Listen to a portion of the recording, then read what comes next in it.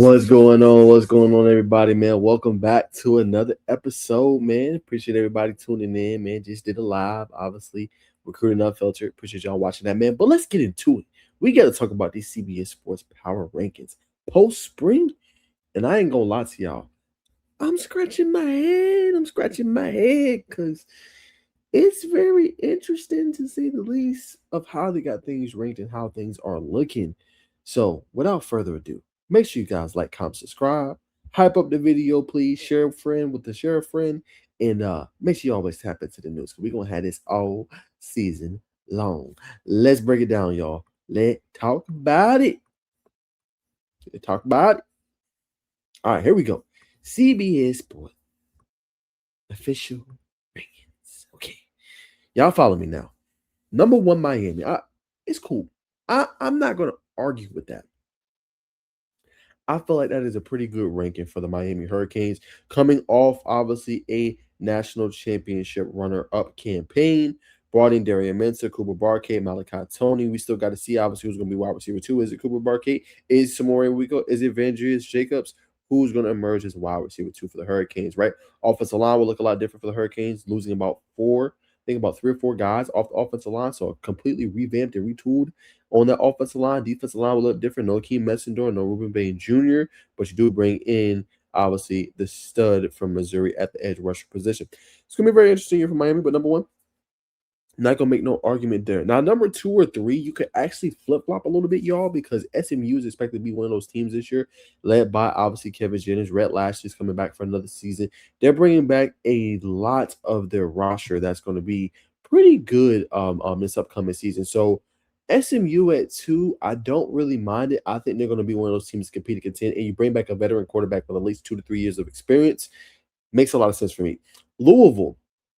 Now, Louisville has a pretty good team. They did pretty good in the portal, bringing in different assets, edge rusher position. Can't wait to see what some of those boys do. I like the running back room, Keywan Brown, Isaac Brown. The question will be for Louisville is Lincoln Keelholtz. Is he actually any good, right? Was at Ohio State, showed a little bit of stuff, but didn't play a lot. Did not play a lot. So how much stock do you put in Louisville? I don't really know, right? So post-spring Louisville, I'm still kind of I gotta see more. I don't really know just yet, right? Pittsburgh. Do we know if Pittsburgh's going to be that good this year?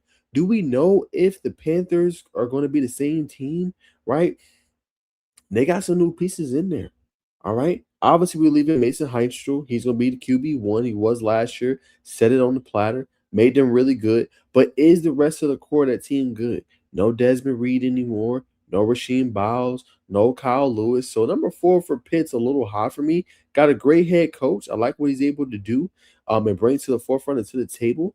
Very good. But I believe, I don't think Pitt's going to be as good as people think this upcoming year. I think they're going to have some growing pains, new weapons in there, new pieces. I don't think Pittsburgh's going to be as good. Now, most people are coming for the Virginia ranking, right? Now, the biggest question mark with Virginia is the quarterback, right? It's expected to be Bo Pribula, but remember, nobody in the spring really differentiated themselves, right? So Pribula has some nice plays, but he has some interceptions. You had Eli Hosting, who comes over from Pitt. 5 is not a bad spot. I would probably move Pitt down a little bit, and I'm going to talk about it here in a second of who I would replace Pitt with, but I think Virginia at 5 spot with what they did on the defensive line, who they brought in. Look at Nana Ayanwu. You look at some of those guys they brought in, I think they should still be a top-tier team this upcoming year. So 5 is a really good spot for them. Clemson at 6, a little bit of that brand backing. You look at some of the pieces that they got kind of coming back. They're losing a lot of guys, Antonio Williams, but they bring back Brian Westco. Christopher Vizina is supposed to be a guy for them. Really good running back tandem. And the defense still should be pretty good. Yes, they lose Avion Terrell. Yes, they lose Khalil Barnes, but Clemson should still have a pretty formidable defense. I ain't going to say top 25, but it should be a pretty good defense, right? So 6 for Clemson. Like I said, it goes a little bit off of their brand. 6 may be high to some people, but 6 is not bad. I would replace Clemson if it was my rankings, though, and put Virginia Tech at 6. I think VT with Coach James Franklin, Ethan Gruckmeyer as their quarterback, all the pieces they got in the portal, in the recruitment cycle, and the pieces they're bringing back, VT going to be a damn good team in the ACC this year. And if you're going to buy stock, you better buy stock now, right? That's a really good team. Now, NC State's a team, I have to see it. Really talented quarterback in C.J. Bailey. We know they got Jaden Duke Scott. We know they got some defenders, but NC State is a team that we always say, oh, they should be good this year. Oh, they should take a step forward. But we got to see more from NC State. We got to see this team take a step forward. Now, I was big in them getting the CJ Bailey back, him not going to the portal and going to another team or a franchise. But I believe we got to see more from CJ Bailey. Now, the team that's getting disrespected out of all of these, it's a couple teams. Georgia Tech. I'm going to go Tech 4. I'll put Tech number 4 in this ranking, right? Now, the reason I do that is because there's still, I love Virginia Tech, so I'll put them at 6. We still don't know what they're going to look like, right? We still don't know what Clemson's going to look like. We don't know what NC State and CJ Bailey is going to look like, right? So that's a little unknown at the moment. We have to obviously see, okay? So all that is up for grabs when we look at obviously that. That pulls into favor of Georgia Tech. Now, most people go like, nah, I don't know what the hell you're talking about. Georgia Tech, they lost obviously Haynes King, Keelan Rutledge, right? Jamal Haynes, all them boys for last year. But you go look at that defensive line, and if you plugged in, you know Georgia Tech, Noah Carter, Jordan Walker, bring back pretty much the entire linebacking core with 3 young thoroughbreds coming in as well. Braylon Outlaw, CJ Gamble, and obviously Kamani Morales, right? A great secondary in Tate Harris, so I think it'll be an all ACC caliber of a player, right? You throw in Phoenix Felton, Savion Riley, development presence on that back end. And then they brought in the number 1 running back in the transfer portal, Justice Haynes. That's going to do a lot for you. Offensive line still has to continue to gel. It's decent to solid. We'll see what happens. And quarterback Alberto Mendoza, who some are going to question, but I believe he's ready. He knows how to make the plays. He knows how to run the offense. He knows how to not put them in a jam, right? The biggest question will be their wide receiver room. Who will be wide receiver 2? Who will help out Jordan Allen? Those are some of the biggest questions. Is it Dalen Pinson? Is it Isaiah Furman? Is it a true freshman wide receiver? I don't know. Is it DeBron Gatlin? Is it Evan Haynes? I don't. Excuse me. I don't know. I don't know who that is. But I feel like GT is getting a little bit disrespected. For me, y'all call me crazy. I would put GT in my top 4. Period. GT top 4. I would put Virginia 5. I would put VT 6. Clemson 7.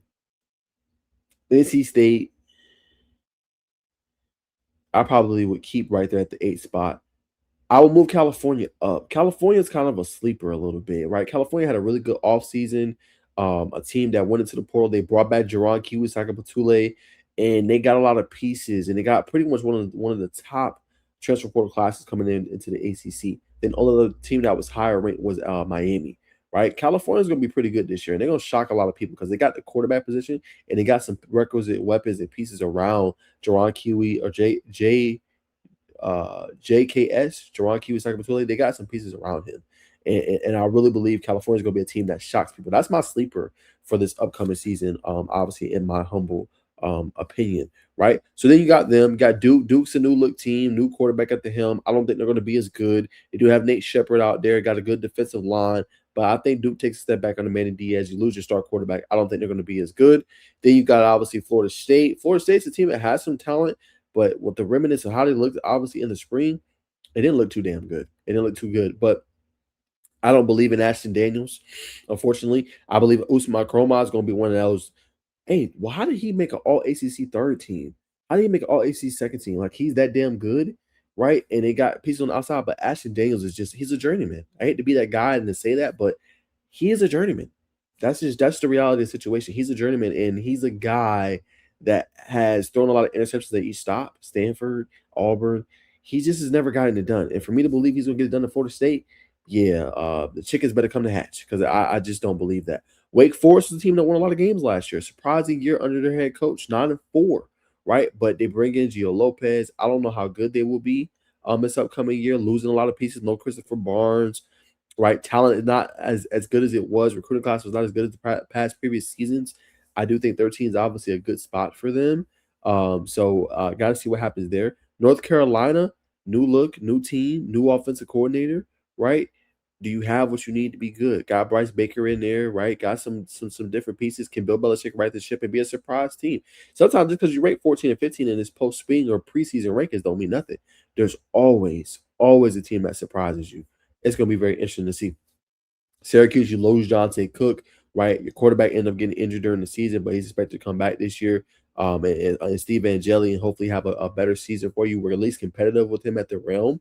So hopefully he'll be a guy that you continue to see and can obviously step up to the forefront He'll be a guy to continue to monitor and obviously to watch moving forward. They also got a 5-star wide receiver that's coming off an injury. We'll see if he can play. I think they said mid-season. So Syracuse could be a sleeper as well. Boston College just don't have the talent. Lost Dylan Lonergan, lost Reed Harris, right? Lost a lot of those obviously pieces. They're in a full rebuild. Hate to say it, but they're just a little bit more talented than Stanford. Stanford's in the complete rebuild. Doesn't have the same talent. New head coach and Tavita Pritchard. They're going to look now. That could be a tough spot to play in when you're going on the road in this October or September, and you got a long trip to California.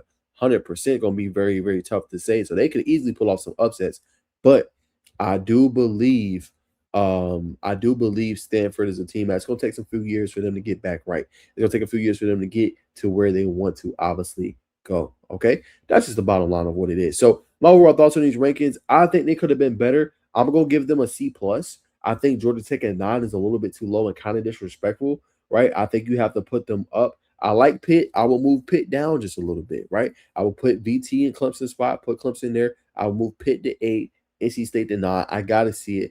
I like Cal. I want to almost move Cal up more, but I would keep them obviously around in that top 10 range in the ACC. I think Cal going to surprise a lot of people, though. You know what I'm saying? I really do. And Clemson might have a tough year. I don't know. We're going to find out. We're going to see. But I think the rankings could have been a little bit better. You know what I'm saying? In my humble opinion. So that's my instant reaction. I give the grade of a C plus. Again, I will move GT up. I probably actually, you know what? I will move up Cal as well. I think Cal is going to be better than Clemson this year. So I'll move GT to 4. Keep Virginia 5. I'm gonna go VT 6, Cal 7. I'm gonna go Clemson 8, NC State 9, and then I will obviously move Duke up.